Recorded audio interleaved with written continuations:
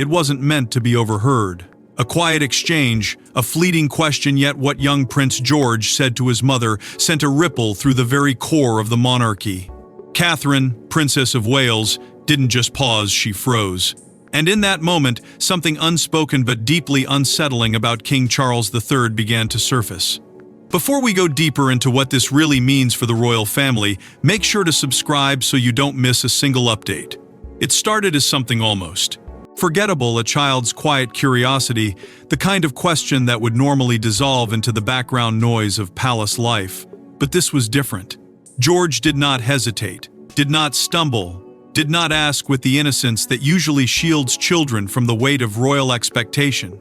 Instead, there was a strange certainty in his voice, a calm delivery that carried far more gravity than his years should allow. Catherine felt it immediately, that shift, that subtle but undeniable tension that tightens the air when something is not quite right. She turned toward him, expecting to gently dismiss whatever concern had crossed his mind, but instead she found herself unable to respond at all. Her silence spoke louder than any reassurance she could have offered, and those nearby, trained to ignore, to move past, to never acknowledge discomfort, noticed it instantly. One aide, positioned just far enough to remain unseen but close enough to observe, reportedly paused mid-task, sensing that something had gone off script. Because within the royal household, reactions are controlled, expressions are measured, and composure is everything. Yet in that brief moment, Catherine's composure faltered. Not dramatically, not enough to cause alarm, but enough to register, enough to be remembered. What followed unfolded quickly, almost instinctively. Catherine lowered her voice, guiding the conversation away from wandering ears, her tone careful, deliberate, as though she were navigating unseen ground. George, however, did not retreat. He remained composed, repeating himself with quiet insistence, as if confirming something he already believed to be true. And that was when the unease deepened. Children ask questions. That is expected. But this did not feel like a question, it felt like a realization. A conclusion drawn from something witnessed, something overheard, something absorbed without permission. Catherine's response was immediate but restrained.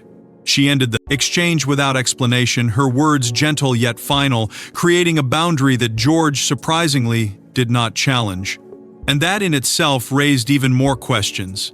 Because if a child accepts silence so easily, it often means they have already found their own answers. Within minutes, the atmosphere shifted. Subtle, almost invisible, but unmistakable to those who understood the rhythms of palace life. Conversations quieted. Movements became more deliberate. The unspoken awareness that something had occurred, something small yet significant, began to ripple outward. Staff members who had no direct knowledge of the exchange still sensed the change, responding not to facts but to instinct. And instinct, within those walls, is rarely wrong. Reports would later suggest that this wasn't the first time subtle tension had surrounded recent interactions involving Charles. Small moments, overlooked details. Nothing substantial on its own, but together forming a pattern that insiders had quietly begun to notice. Nothing confirmed, nothing acknowledged, but something present. Catherine carried that awareness with her as she stepped away, her thoughts racing despite the calm exterior she maintained. She replayed George's words in her mind, searching for context, for meaning, for anything that could transform the moment back into something ordinary. But the more she considered it, the less ordinary it felt, because George was not prone to imagination in that way. He observed, listened, and more importantly, he remembered, which meant that whatever had led him to ask that question had not been fleeting. It had stayed with him long enough to matter, and now it had been passed on. The decision to end the conversation so abruptly was not just maternal instinct, it was strategic. Because in that moment, Catherine understood something that few outside the royal circle ever truly grasp. Information, no matter how small, carries weight. And when that information touches on the figure of the monarch, even indirectly, it becomes something else entirely.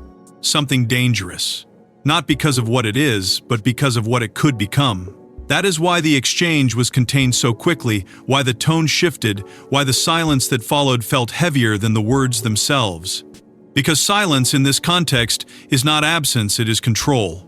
And yet, control is never absolute, not within a family, not within an institution built on legacy, perception, and the careful. balance between truth and tradition. Because even as the conversation ended, its impact did not. It lingered.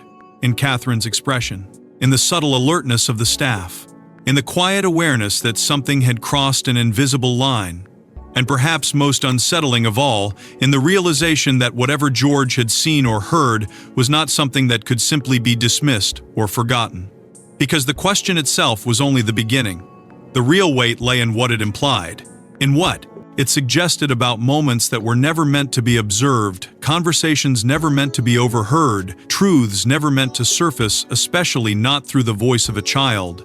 And as Catherine moved forward, carrying that quiet, growing unease with her, one thought became impossible to ignore. If George had noticed, then this was no longer something hidden.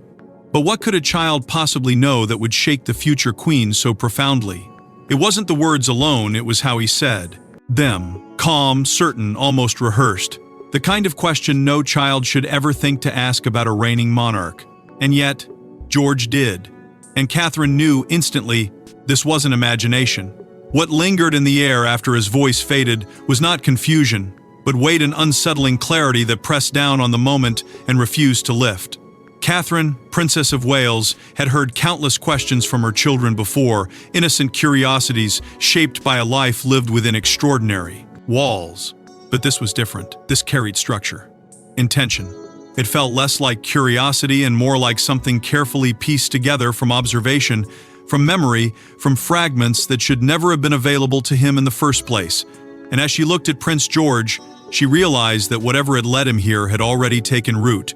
She responded carefully at first, her tone measured, her words deliberately soft, as though gentleness alone could guide the moment back into something harmless. She asked him to explain, not directly challenging him, but inviting him to elaborate, hoping perhaps that clarity would reveal a misunderstanding. But George did not hesitate. He did not backtrack or soften his statement. Instead, he repeated himself, this time with subtle detail, adjusting his phrasing just enough to make it more precise, more defined. And that precision was what unsettled her most, because it suggested not only awareness, but retention. He had not misheard. Something in passing, he had absorbed it, processed it, and now, without fully understanding its implications, he was bringing it forward. As he spoke, small pieces began to form a picture Catherine could not ignore. He mentioned a moment, a private exchange, something involving King Charles III that he should not have been present for, let alone aware of. The way he described it was fragmented, incomplete, but unmistakably real. There was no embellishment, no childish exaggeration, only the quiet delivery of what he believed to be truth. And that was when Catherine felt the shift within herself, the movement from uncertainty to something far more urgent. Because if George had witnessed even part of a conversation that was meant to remain confined, then the issue was no longer contained. It had already expanded beyond its intended boundaries. Her questions became more focused, though still careful, threading a delicate line between curiosity and caution.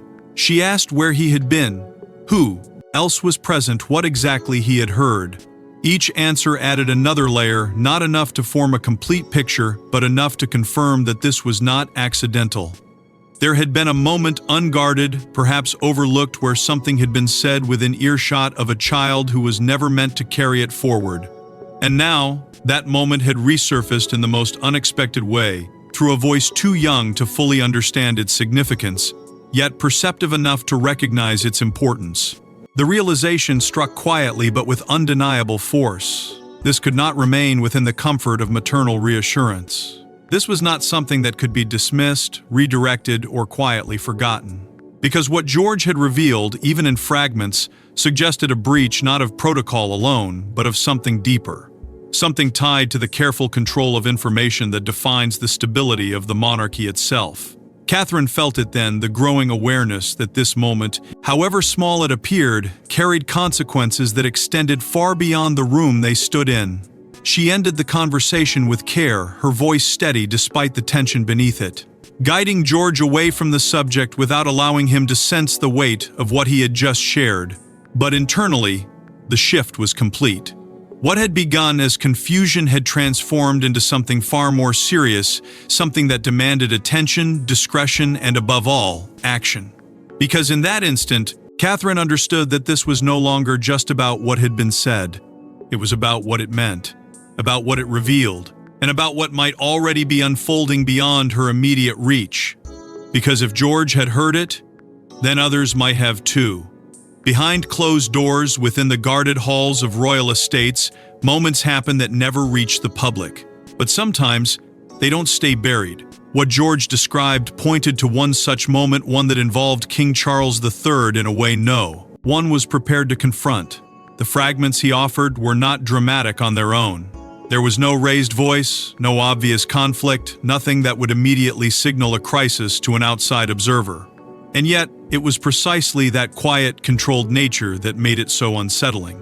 Because within the monarchy, the most significant shifts rarely arrive with noise, they emerge in whispers, in subtle deviations from what is expected, in moments that feel ordinary until they are seen from the wrong angle. And George, without fully understanding it, had seen something from that angle. He spoke of a private gathering, one that had taken place recently, attended only by a select few, carefully managed and deliberately contained. The kind of meeting that exists outside official records, where conversations are not documented and presence alone is a privilege granted with intention. It was during this gathering, according to his account, that something had happened, something small in action but heavy in implication. A comment, perhaps. A reaction. A pause that lingered just a fraction too long. George did not describe it with the language of concern, but with the simplicity of observation. He had noticed something unusual in Charles's demeanor, something that did not align with the composed, measured presence expected of a monarch. And that was what stayed with him. As Catherine, Princess of Wales, listened, the timeline began to align in ways she could not ignore. There had been whispers in recent weeks, subtle, almost imperceptible at first. Reports that never fully formed into statements, observations shared quietly between those who understood the importance of discretion. Nothing concrete, nothing that could be acknowledged openly, but enough to create a sense of unease beneath the surface. A shift in tone during engagements. A slight inconsistency in decision-making. Moments where Charles seemed distant or perhaps distracted, as though carrying a weight that had yet to be revealed. These details, taken individually, meant little. But now, hearing George's account, they began to connect. It was not confirmation. It was not evidence, but it was pattern. And patterns within an institution built on precision and control are rarely accidental. Catherine felt that realization settle slowly, almost reluctantly, as though resisting the conclusion forming in her mind. Because to accept it would mean acknowledging that something had been unfolding beyond her immediate awareness, something that had now reached her not through official channels, not through carefully managed briefings, but through the unintended witness of her own child. And that made it far more difficult to dismiss. The weight of that truth was deeply personal. This was not information delivered in a formal setting, wrapped in protocol and prepared language. This was George, her son, relaying something he had seen, something he had carried quietly until it found its way into conversation. There was no filter, no interpretation shaped by experience or caution, only raw observation. And that rawness made it impossible to ignore. Because if a child could perceive the shift, then it was not as contained as it should have been. Catherine found herself revisiting past interactions, moments that had seemed insignificant at the time but now felt different under this new perspective. A hesitation here, a look there. Small deviations from the expected rhythm of royal life. That had been easy to overlook, easy to rationalize. But now they carried new meaning. Not definitive, not undeniable, but enough to create doubt. Enough to challenge the assumption that everything remained as stable as it appeared. And that was where the real tension began. Not in what had been said, but in what it suggested. Because if there was even a possibility that something had shifted at the very top, then the implications extended far beyond private concern. They touched on continuity, on perception, on the delicate balance that sustains the monarchy's authority.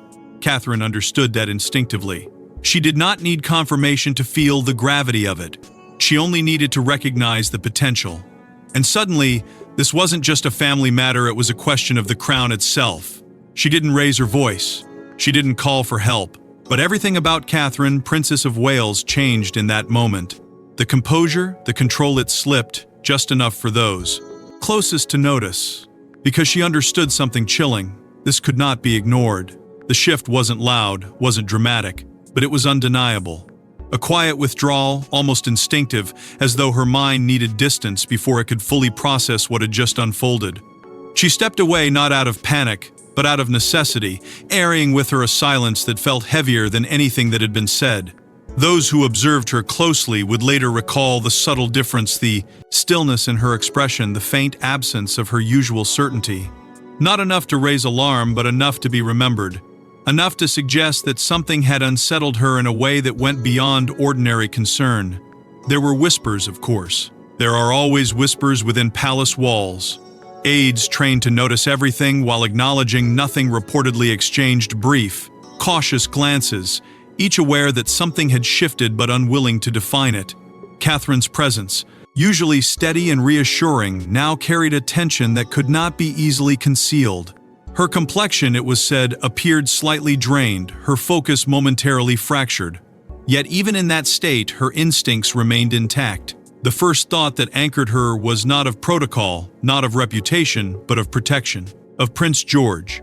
Because whatever he had seen, whatever he had unknowingly brought into the open, could not be allowed to grow beyond control. She moved quickly, though, without urgency in appearance, guiding him away from further conversation, redirecting his attention with practiced ease. To anyone watching, it would seem like nothing more than a mother shifting the subject. But beneath that surface, a different calculation was taking place. She was not simply ending a discussion, she was containing it, creating a boundary around something that could not be allowed to expand, not yet, not without understanding its full weight. Because the risk was no longer just what George knew, but what he might say next, and to whom. And as that immediate concern settled, something deeper began to take hold. Catherine's thoughts turned inward, retracing moments that had once seemed insignificant. Interactions with King Charles III that now felt slightly altered under this new lens. A hesitation in tone, a pause where none was expected. Subtle shifts that had been easy to dismiss at the time, easy to attribute to the pressures of duty, the strain of responsibility. But now, those moments resurfaced with new meaning, forming a pattern that was difficult to ignore. Not clear, not confirmed, but present enough to disturb the balance she had always relied upon. This was where the true conflict began. Not external, not visible, but internal. A quiet struggle between instinct and obligation.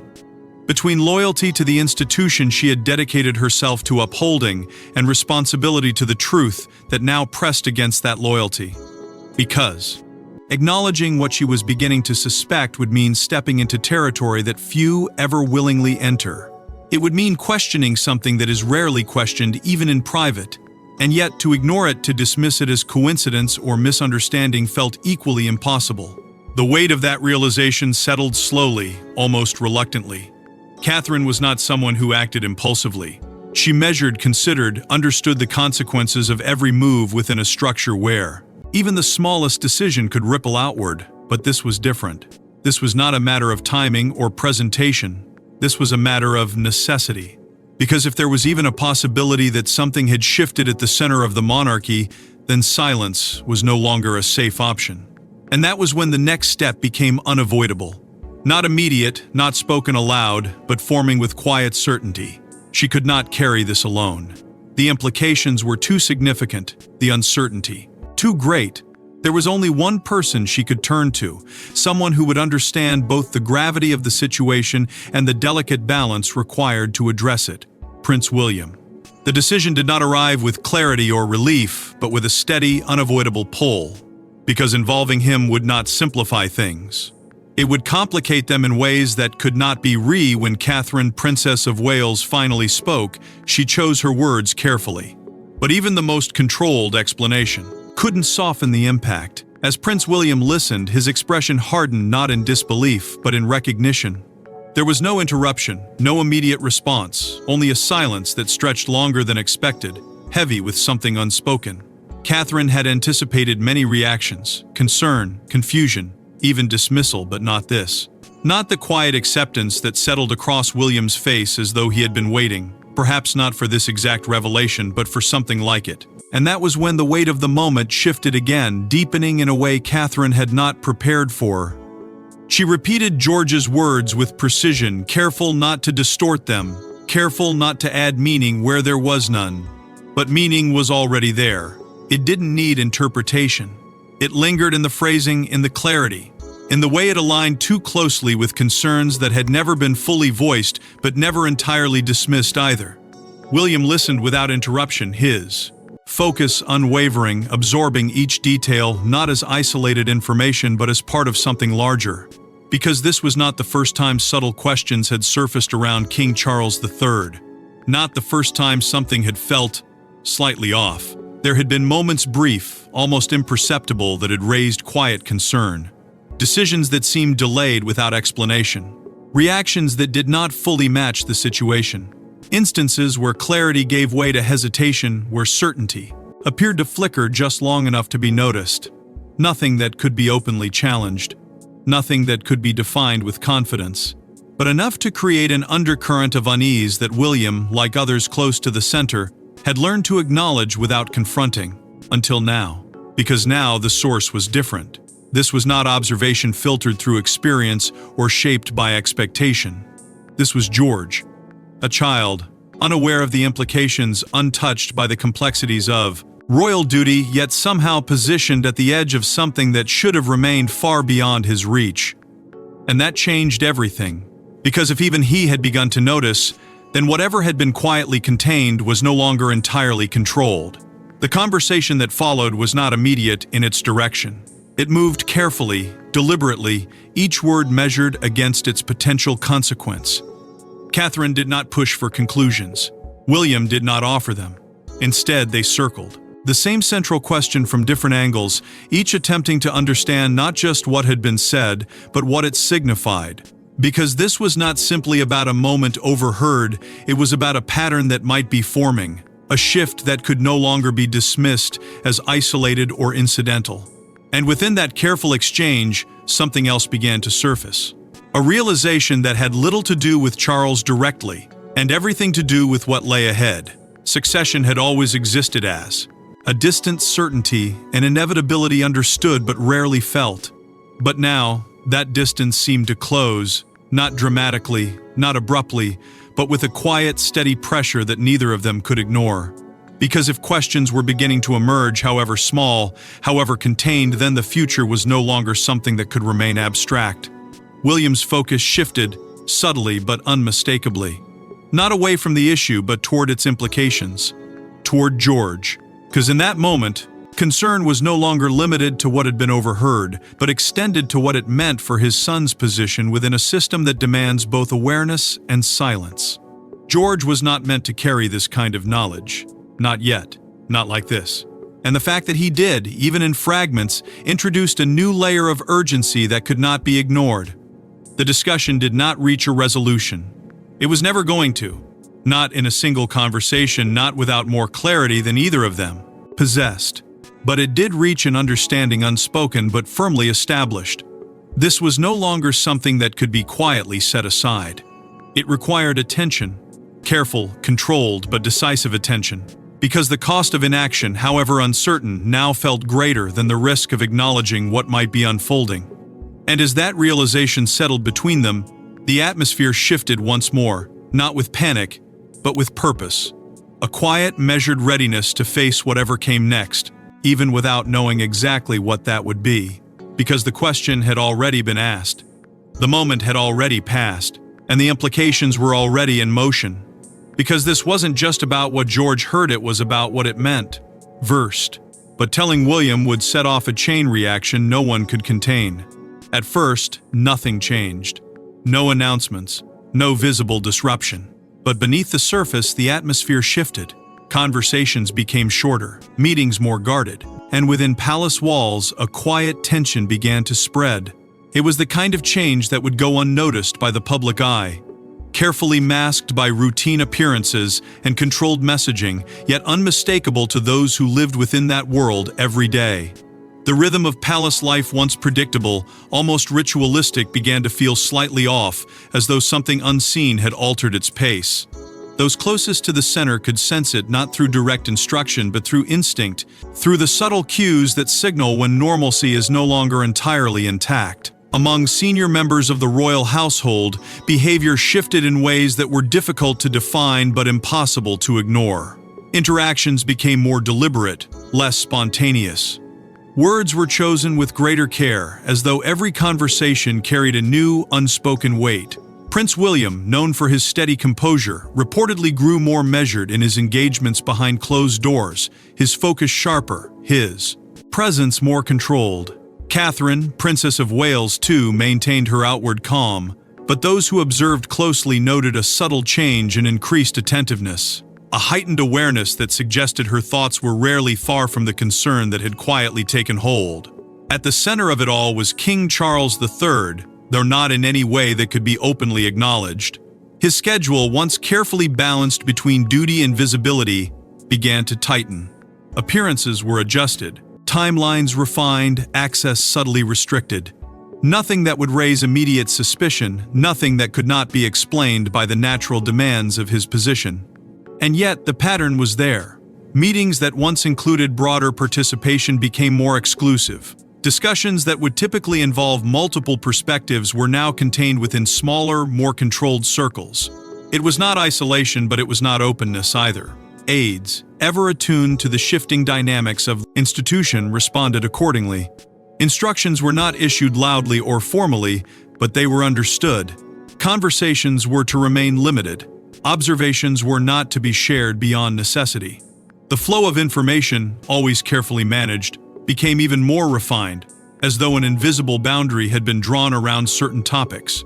Those who operated within that structure adapted quickly, as they always did. But adaptation does not eliminate awareness. It merely conceals it. Beyond the palace walls, the effect began to ripple outward in quieter ways. Media insiders, accustomed to reading between the lines of official silence, started to notice the absence of expected signals. The usual background noise, the small routine confirmations that maintain a sense of continuity, seemed to fade. There were no discrepancies large enough to report, no statements to challenge, but there was a noticeable stillness, an unusual quiet that did not align with the natural flow of royal activity. And in that quiet, speculation began to take shape, not publicly, not yet, but within the spaces where information is exchanged cautiously, where patterns are observed long before they are understood. Inside the family, the impact was more immediate, though no less controlled. The boundaries around Prince George became more defined, not in a way that would alarm him, but in ways that subtly altered his access. Certain environments, certain moments, were now just beyond his reach, guided by quiet decisions that ensured he remained removed from anything that could deepen his awareness.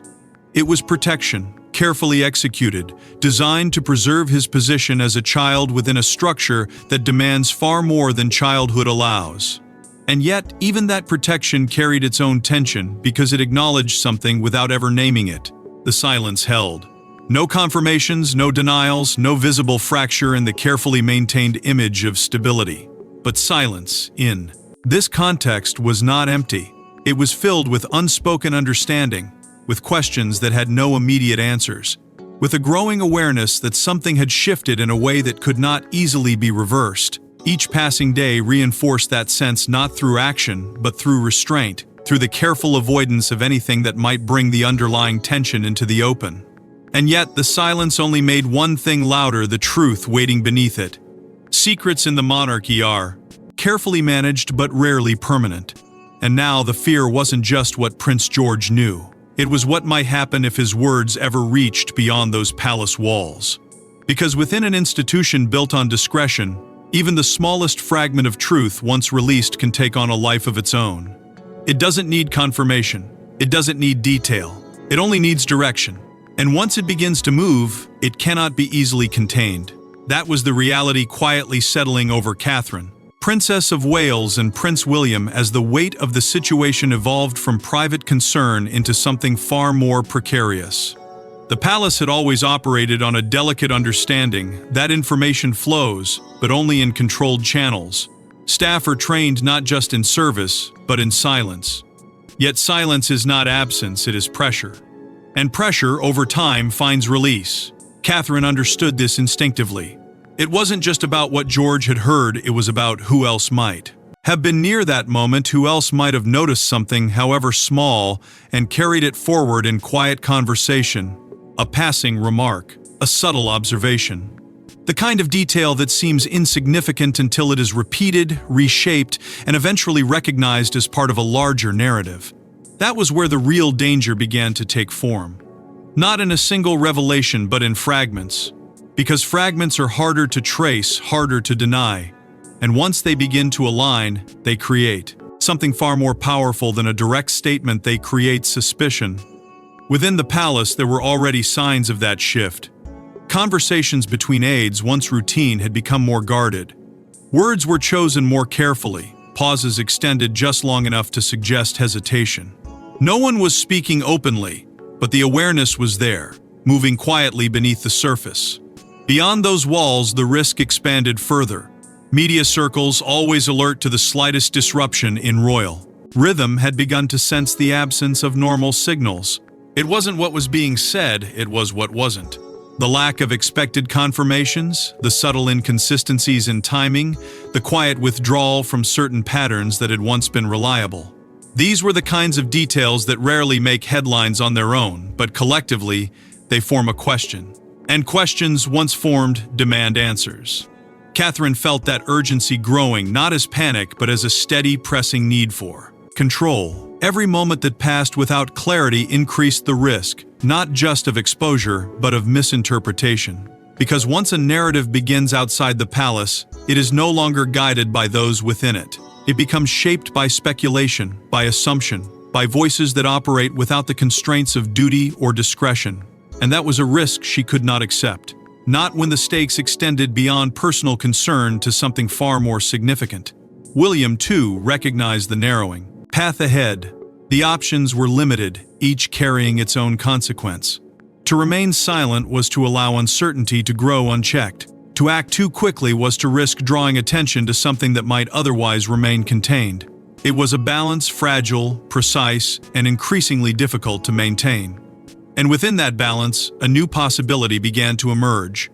Not public action, not confrontation, but something internal, controlled, strategic, a way to address the issue without allowing it to expand beyond its current boundaries. But even that carried risk. Because intervention, no matter how carefully executed, acknowledges the presence of a problem. And once acknowledged, it cannot be easily undone. The question was no longer whether something needed to be done, it was how and when, and at what cost. Because every decision within the monarchy exists within a larger framework, one that extends beyond individuals to the institution itself. And that was the realization that lingered most heavily. This was no longer just about a private moment, or a conversation overheard, or even the implications surrounding King Charles III. It was about perception, about stability, about the fragile trust that binds the monarchy to those who observe it from a distance, believing in its continuity, its certainty, its unshakable presence. Because if the truth emerged, it wouldn't just shake a family, it would shake an institution.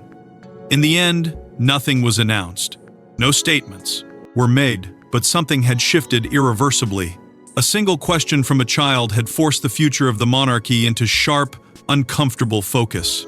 What followed was not chaos, not exposure, not even confrontation, but something far more complex. A quiet recalibration. A deliberate stillness. Catherine, Princess of Wales, and Prince William did not react outwardly, did not disrupt the carefully maintained image that the world had come to expect. Instead, they adapted. Subtly.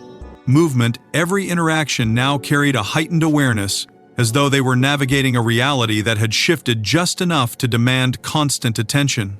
They watched more closely, listened more carefully, not searching for confirmation but preparing for possibility. At the center of that possibility remained King Charles III, continuing his role as monarch with the same public composure, the same measured presence that had defined his reign. To the outside world, nothing appeared different. Engagements continued. Appearances were maintained. The structure held firm. And yet, beneath that surface, questions lingered, not spoken, not acknowledged, but impossible to fully dismiss. Because once doubt enters even the most controlled environment, it does not vanish. It settles. It waits. It shakes perception in ways that are rarely visible but always present. And within that shifting landscape, one figure remained unaware of the full weight of what had begun: Prince George. His words, simple and unfiltered, had set something in motion that extended far beyond his understanding. He had not intended to reveal anything, had not recognized the significance of what he had observed. And yet, in that innocence, there was a kind of clarity that could not be replicated. He had seen without expectation, heard without interpretation, and spoken without hesitation. And in doing so, he had unknowingly become part of a moment that would quietly influence the path ahead. For Catherine and William, that realization carried both urgency and restraint. They could not undo what had been said. They could not erase what had been heard, but they could control how it moved forward. Their stance became one of quiet vigilance, not reactive, not impulsive, but deeply intentional. They did not seek immediate answers, because they understood that answers, when forced, often create more instability than they resolve. Instead, they allowed the situation to unfold within carefully defined boundaries, maintaining balance while preparing for the possibility that those boundaries might one day be tested. This was the monarchy at its most fragile, not in appearance, but in essence. Because strength in this context is not measured by certainty, but by the ability to absorb uncertainty without fracturing. And that was the challenge now: to hold steady in the presence of questions that could not yet be answered, to preserve trust in a system that depends on perception as much as reality, to navigate the space between what is known and what is suspected without allowing either to dominate. Themes that had always existed beneath the surface: legacy, trust, succession, now moved into sharper focus. Not dramatically, not publicly, but with a quiet intensity that shaped every decision moving forward. Because the future, once distant and abstract, now felt closer, more immediate, more dependent on choices that could not be taken lightly. And within that future lay uncertainty, not as a threat but as a reality that had to be acknowledged. No one spoke of it openly. No one confirmed or denied. But the awareness remained, threading its way through every interaction, every silence, every moment of controlled composure. The monarchy continued, as it always does, projecting stability, continuity, strength. And yet, within that projection, something had changed. Something subtle, something internal, something that could not be reversed. Because sometimes, most powerful revelations don't come from insiders or documents, but from a single voice no one expected to change everything. Thanks for watching. Please don't forget to like and subscribe, and we will see you in the next one.